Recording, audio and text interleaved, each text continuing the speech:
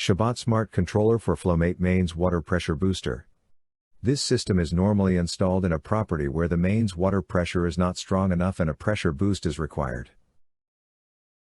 A Shabbat cold water booster set, a controller to allow using it on Shabbat. So that's the controller. This is the booster pump. This is the accumulator. Accumulator accumulates water inside and it has a diaphragm at the top.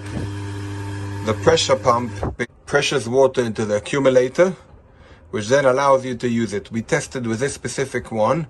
It's a 200 liter. We closed the main inlet valve after the pressure pump filled it up, and we had nearly 15 minutes of medium water flow and one tap. That's until the water and accumulator finished. So in Shabbat mode, what happens, you can set the controller every 5 to 15 minutes, it's adjustable. It will switch on the pump, and once the pump operates, it will check if the pressure in the accumulator has reached. If it has reached, it will switch off. However, if it's not reached, it will remain on until the pressure reached, and then it will go off.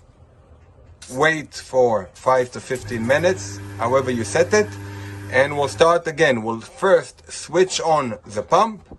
After the pump is running, it will check the sensors, and if the sensors are calling for pressure, it will just continue on. Which means that when someone uses water on Shabbat, he does not make anything start.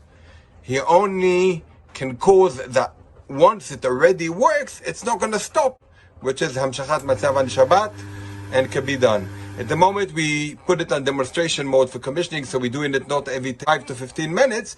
We're actually doing it every 10 seconds. So here you can see we have enough pressure on the system. So every 10 seconds, it's just kicking in and immediately sees that the pressure is okay, and then it stops. But on regular Shabbat mode, when you will take it out of demonstration mode or commissioning mode, it's going to work between 5 and 15 minutes that we can set up.